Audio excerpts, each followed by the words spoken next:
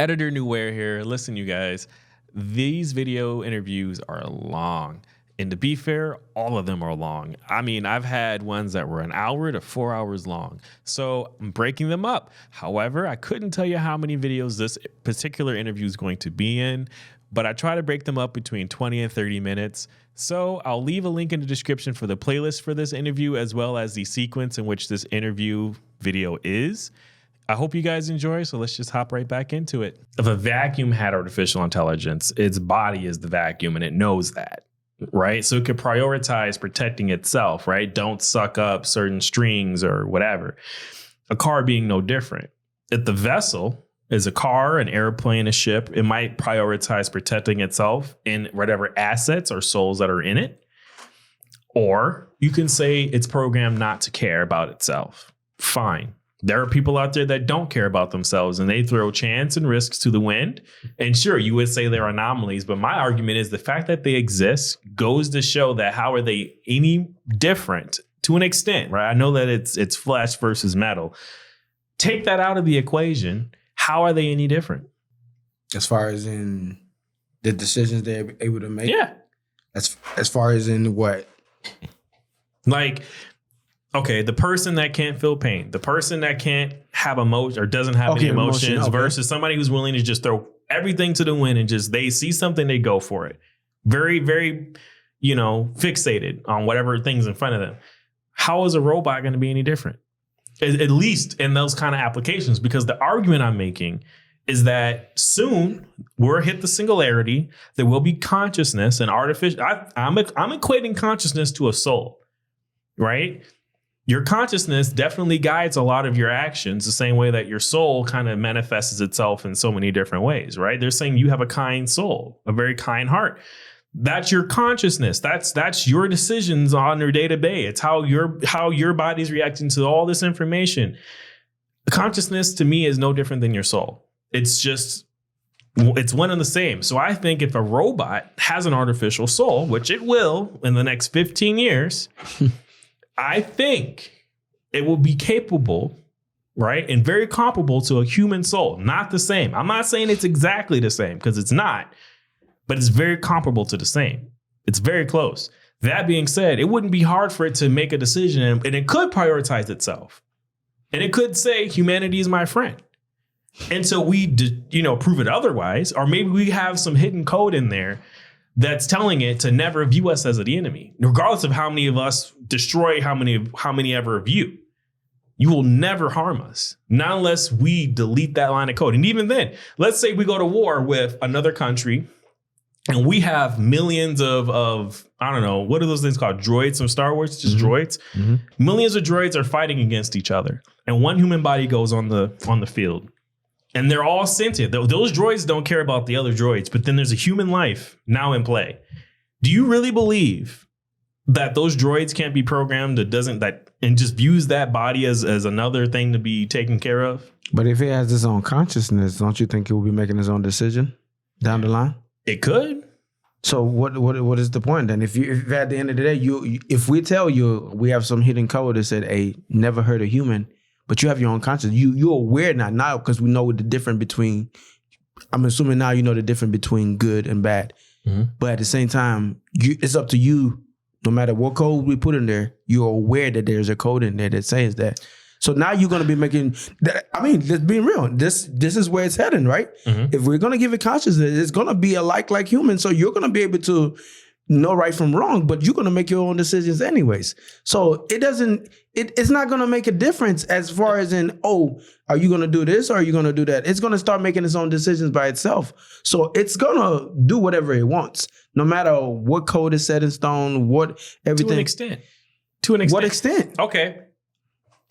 I'm going to give you an easy example. Why do humans steal? Why do some people steal, take things from others, beat up others, bully them? I'm sure it has something to do with... But here's the thing, right?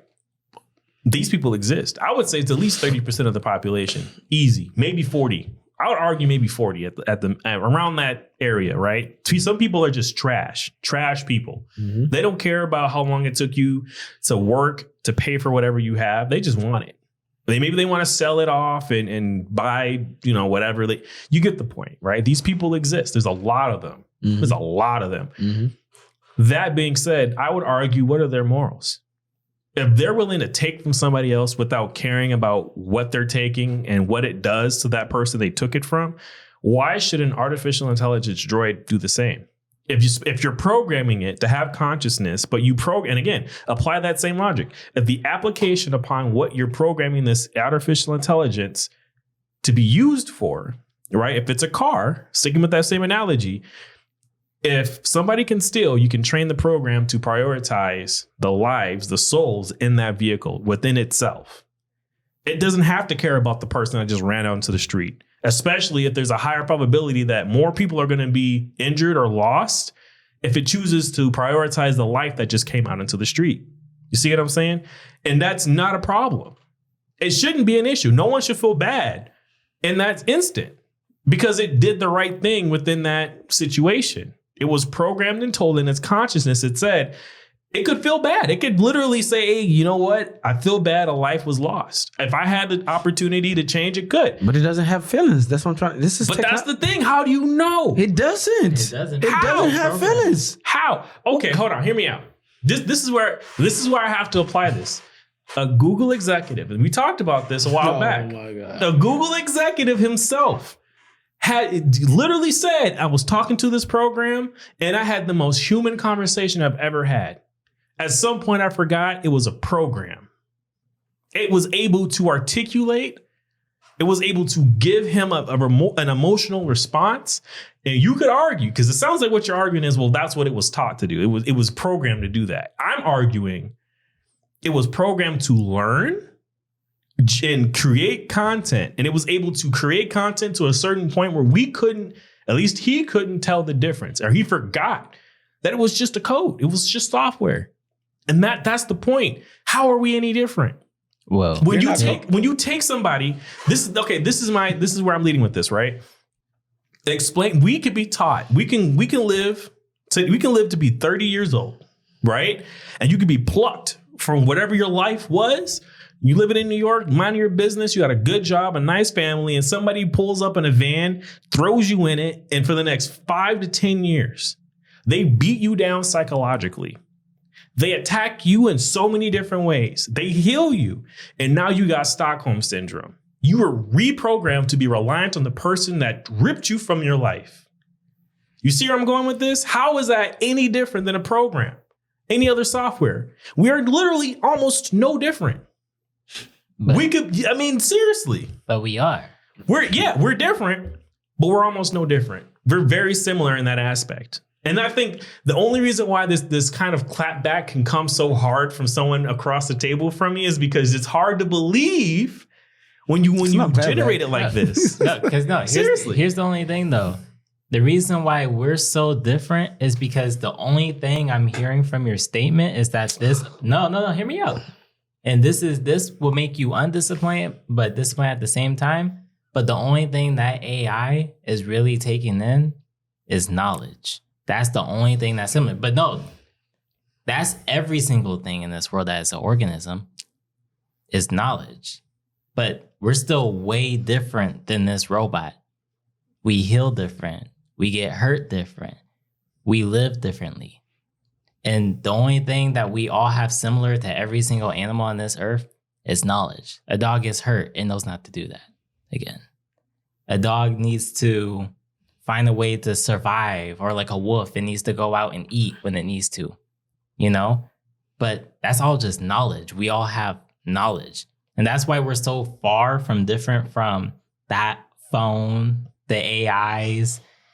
We're not similar. We don't have the same body texture. We don't have the same way of living. And now I do believe that it can have its own personality, yes, but it's going to have the own personality of multiple other people's personalities.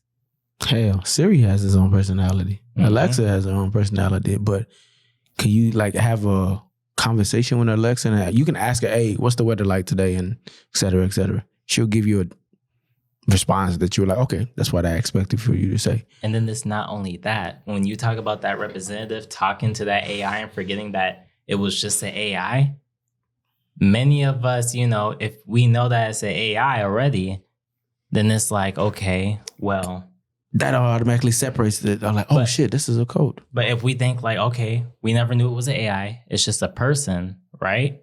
But then when we find out it's an AI, you're still not gonna look at it the same. Mm-mm. It's just that's just not how it works. I get that. I get what you're saying, that like when the AI can talk to you so much and you can mistaken it as a human, it's like you mistaking a human's gender, you know? Like, oh, I didn't even know that was a guy the whole time or something, you know? Like, it's the same thing. But then you're gonna perspect them differently. Like, oh, now I'm aware that they're this and not really this. Let me debunk this a little bit. I got some clap back. Okay. It's like, what's that called? Catfishing.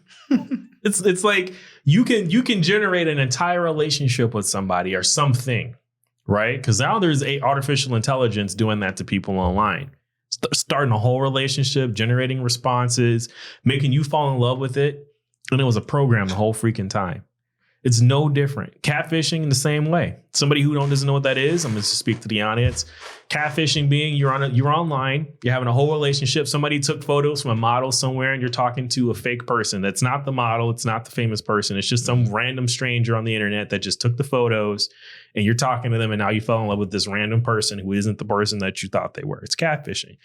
It's no different than an AI program. But it is, because it's like you said, it's catfishing. Catfishing is symbolizing something you think it is, but is really not. Mm-hmm. So that means when you talk to that AI and think that it's something it's not, at the end of the day, it is what that is.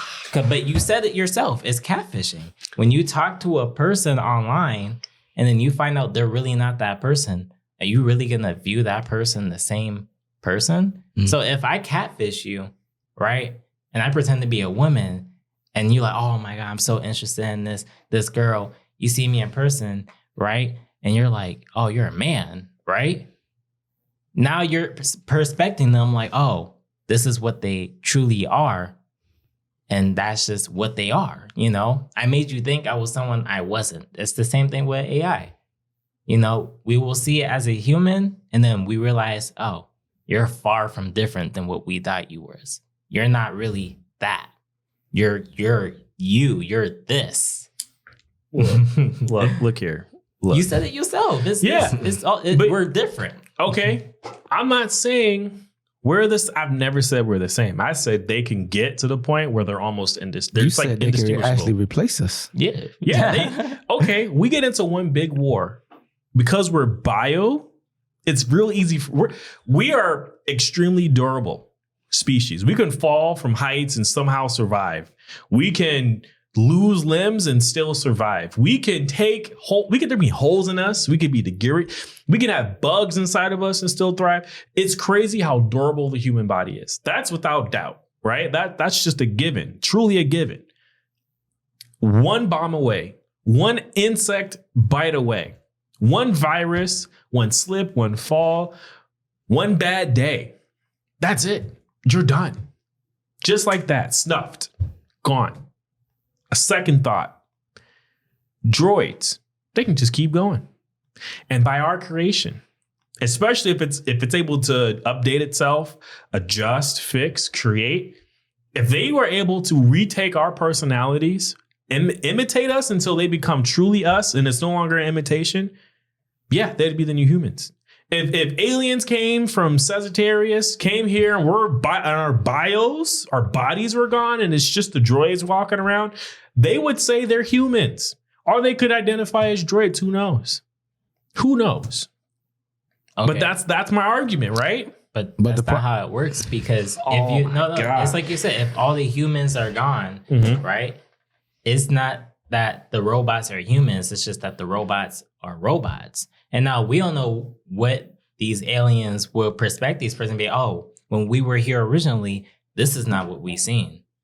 Why are metal things walking and talking? Okay, but how is that any different than human beings today that are running around with metal limbs? It's because artificial arms, legs, hearts. It's because lungs. before we were even on this planet, before really humans, when we were monkeys, considered animals, we just developed. We're still animals. Yeah, we all are and there was without any scientifically, we are animals. Is a robot animal? We just identify slightly different. But is a robot an animal? We can have robotic animals. Absolutely. There's robotic dogs, Boston Dynamics. But is it iRobot? Is it actual animal? Is it an actual animal? If you're defining an animal by it being bio, right? Then no. Okay. So absolutely not. But would you still consider a human being who's lost a limb and now has a robotic arm still human? Just because it has a robotic arm? It's a human with a robotic arm. There you go. That's what that is. So no different, in my opinion. It's different. That was what you would call a droid. But you just stated that you said... Because you wouldn't replace a droid's missing arm with a human's arm. No. It could. No, it can't. What is it going to attach to? Hear me out. Cyborg, right? I'm thinking of a cyborg. Okay. Teen Titans. It's like Elon Musk's adventure, or whatever you want to call it, his research into it's like the science field, right? The medical field. There's research into basically plugging machinery into a human's brain, and it's able to, people who are blind can see, albeit in black and white, but they're able to literally, their eyes do not work at all, period. They're 100% blind. They're able to put machines into their brain and have glasses, and now they can see, albeit in black and white. That research was conducted well over 5 years ago, and it's flawless. It's beyond expensive, right? I would argue those people are cyborgs. When you start mixing machinery with bio, you have a sweet spot for the next evolution of humanity. But regardless of that, though, they're not like what you would call a cyborg. They're still a human. Because think about it. When they reproduce, where are they going to make? They're not going to make not no metal piece of crap is going to come out of a girl's, stuff. I'm curious to know what your thoughts. Okay, I'm curious to know what your thoughts are on this then, right? Because you bring this up confidently, might I add. So I'm gonna throw something back at you, right? Okay. If you're a person, right, and your reproductive parts are not functional, but let's say you have the eggs, or let's say you have the male equivalents of that, right? And for whatever reason, it's not getting through. Like the eggs can't reach whatever, and the whatever from the man can't reach that, whatever. But, right, if you were able to get a mechanical part that's able to help that process implemented within you, would you still say you didn't do that on your own? Would you argue that it was artificial insemination of it? I'm curious. It would still be a human. All the AI did was figure out a solution. But you didn't do it on your own. What do you mean? I'm saying if you got help from a robot and that robot is within you, so is that process still natural? Technically, yes. It's with you. It's still with you. I can understand if a robot. I'm so confused with y'all answer there. Okay, go ahead. It's like you saying the robot itself is like, I can understand if the robot actually was separated. You know what I'm saying? Yeah. It was an assistant and said, hey, help me out. Then, of course, I didn't do it. You did it. But like you said, it's a cyborg. Now, you're a part of me. So it's still me doing it because I'm still controlling. I'm still saying, hey, move the arm or whatever it is and fix the part. But it's not like it's separated from me to where I can actually differentiate and say, okay, that's a robot that actually did all that for me. I didn't do it. Okay. But it's also the same like what he's saying, because like the AI is only... Let me help you out. Okay, my bad. It's only, the AI is only like basically helping you through that process in a way. It's really only finding that solution. It's kind of just like glasses, like when you put the glasses on, now you can see better. It's the same thing. It's like you can't see without them. You can't reproduce without this. That's how the AI is doing. That's not. Okay, so I'm feeding y'all. I'm feeding y'all a narrative, man. So I'm trying to convince some of y'all to at least consider this, right? No. Hear me out. I know what you're trying to do. Hear me out. So if you have this system, right? So let's say we have the second step of the human evolution, right? Which might be cyberonics, right? Becoming cyborgs, interacting with our bio, with mixing it with machinery. Let's say for the next, 5 to 10 years, there might be 1 billion people that get arms replaced with mechanical parts, and the system is flawless, right? You have the same dexterity, movement. Maybe it's even able to do way more, like it can do 360 spins. It can do all kind of crazy stuff, right? But it's able to soak in all that information, right? The information that's coming from your brain to that system. And it's able to learn everything on its own. It kind of figures out, you want this. Okay, I know how to grab that. So instead of you on a computer teaching it, and it learning how to do it on its own and you saying, okay, that's correct, that's wrong.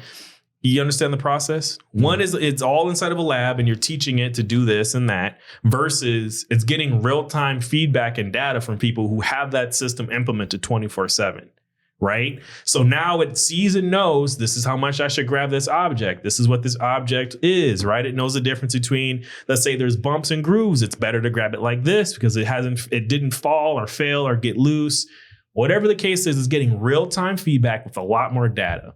And you're able to give that data to a program, right? Like a artificial hub. I'm gonna stick with what I said earlier.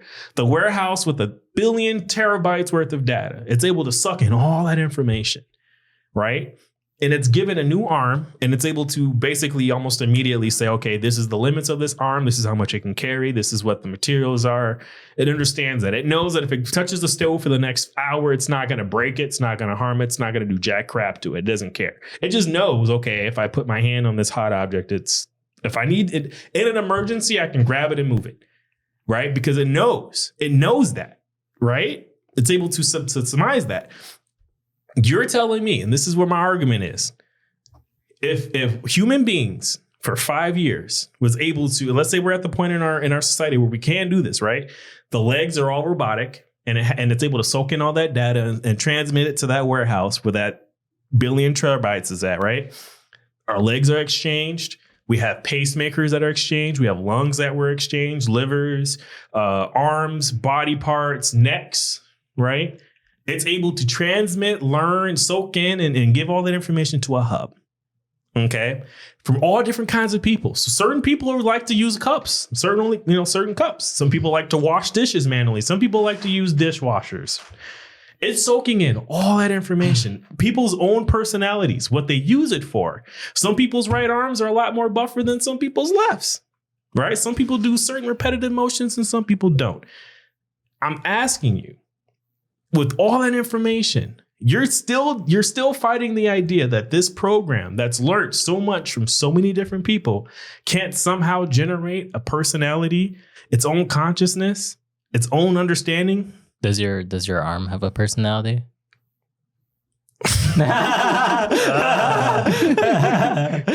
wait, no, I'm serious. Does your your hand have a personality, or because it's not a full? It's just doing what you want to do. Okay, so 2 answers. No, my arm does not have a personality. Okay, but a warehouse with 1 trillion terabytes that's able to soak in all that information can definitely generate its own personality. But a human can go and shut down that whole terabyte. You can't. And once you shut that down, guess what happens to the AI?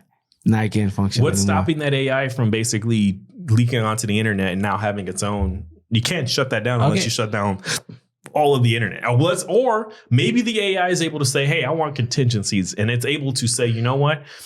Instead of me having a major hub here, I can have smaller hubs spaced out here. So even if you shut down the main core, there's still subcores that can handle a lot of the other day-to-day tasks with its own sub-personality. But that subcore is still going down to the main one, right? Is it not?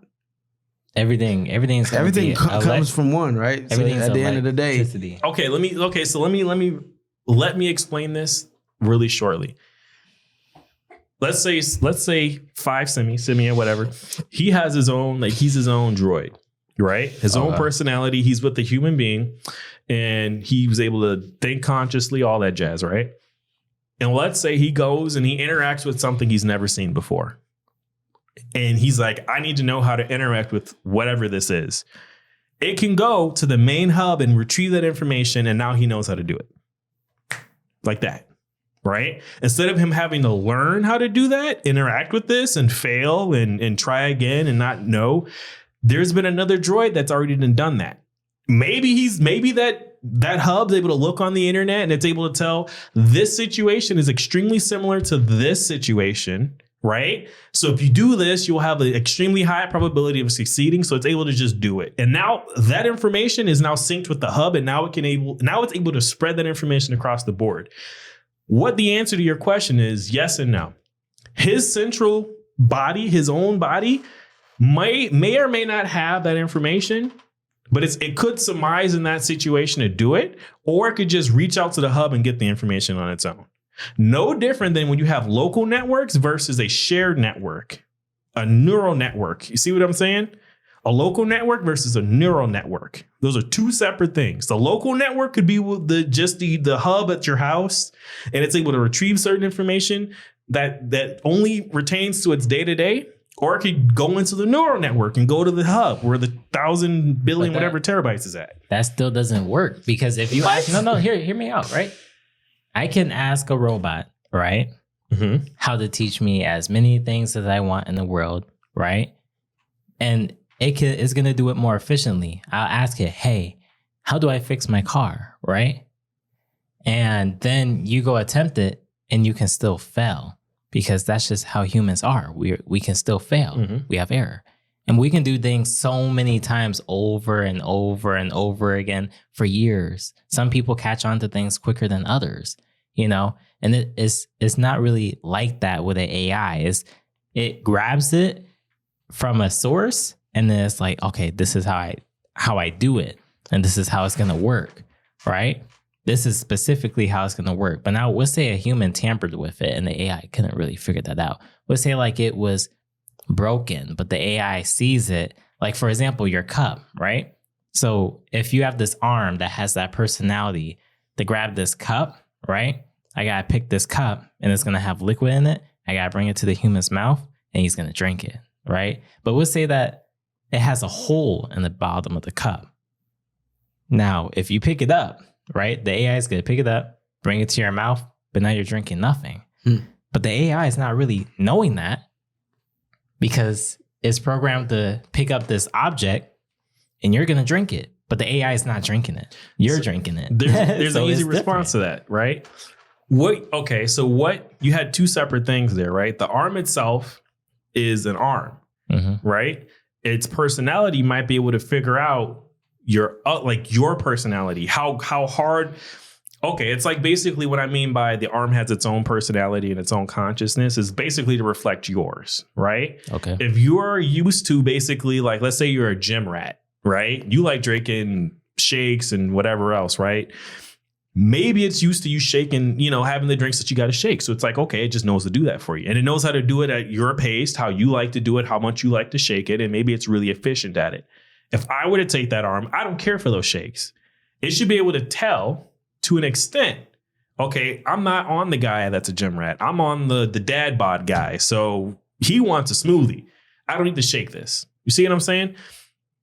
The second part to that is if you had a droid that was able to interact with its environment with more information other than just the hand, like, okay, let's say if their hand had a temperature gauge, it's able to figure out the different textures. It's able to have a pressure gauge, a tactometer, accelerometer, and a few other things. So basically, it's able to tell what its angle is, its pitch, the heat, the touch, the pressure, all that jazz. It's limited, right? It could, with that information, it could surmise what it's holding, right? But what would be better if it had cameras? If it could see what it's holding, it's able to verify certain information and be able to interact with this object with a higher efficiency rate. You see what I'm saying? No. So if you had a droid that was able to it's able to see it's hot, it's able to tell the temperature, and it's also able to see that there's steam coming out of it, that's a game changer compared to it just figuring out from the few things it can tell what it is. So it can't be blind. Essentially, it could be. It could be. It's gonna know though. It's gonna know when something's not really right. I have a good question then. Us as humans, this is why we're so different, because you're saying this robot has this, it has that, it has this, it has we don't have that. We do. we can tell when something's hot and cold or something, you know, something similar to that. And you're saying this robot has its own type of personality, but if you're blindfolded, right? Mm-hmm. And your arm's going to search for things, the AI is not. It's going to know it's right here. It has that camera in it, right? If it does. See, this is where I think you're but then lost. you have to tell it that, hey, look, you have to search for it. But then doesn't that mean that the AI is just listening to you? No. And it's only doing what you tell it to do and what it receives to know? This is where you're lost. How is that arm any different than your regular arm or your regular brain? So how is it any different than my regular arm? Yeah, because if you're blindfolded, right? Mm-hmm. You're still telling your arm to do the exact same task the AI is just going to do, right? You have to tell your arm, because your arm's not going to do it on its own. It doesn't have a mind of its own. That your brain does that for you, right? Your consciousness is guiding that process, right? You're going to be like, okay, where's the cup? Where is the cup? Where is the cup? But the program on the arm, right? It's no different. You're going to tell it, okay, search for the cup. And it might already have a program installed in it that's going to say there's an efficient way of doing this. It might have, similar to your regular hand, if you have a cup of hot tea that's near it, if you're dragging your hand across the table, you're going to be able to feel, you should be able to feel where something's getting hotter, the game of hot and cold, right? It's going to get near it and it's going to know this is probably the cup, right? The only difference is the robotic arm might have more sensors to it that might be more capable of verifying that, no, that's just a hot, I don't know, a light bulb, or that's just something that's hot because maybe the temperature's wrong. Maybe the object itself isn't quite right. Whatever the case is, there might be better sensors in there that say, no, it's actually over here. Because that's what we programmed, though. Okay, but here's the thing, though. Absolutely. Here's the thing, though. AIs can read thoughts, you know, but they can't send thoughts. And you know why? It's because telekinesis doesn't really exist. And, you know, AIs can't do that. But and here's another thing. So if I close my eyes and I look for this cup, right? Mm-hmm. And I can't find it, you know, I can't find it. But if the robot picks up something and I'm blindfolded, the robot's going to pick up the cup. It's going to be like, it's right here, you know? I can't actually feel that cup. Just the actual arm is filling that cup. So it can't tell you a signal. There's no way for you to receive that knowledge unless you're looking. That's actually that's not right. Okay. There's a lot of technology today. Like there's I forgot the name of the company, but I think Apple looked into it. I could be wrong. I think it was either Microsoft. Maybe if I find it, I'll send you the link to it. But there's research into bands. Like there are companies that can put things on your head and it's able to read your brain signals, no different than an MRI machine. And you're able to interact with an object far away. You can think, move this for me, and it moves it for you. It's no different than people who are completely paralyzed from the neck down and they're able to interact with the object around them with this object, like with that technology. But that's not what I was saying, though. It's exactly. It's no different because that technology can send signals back to you without any issues. That's exactly what Elon Musk is looking into.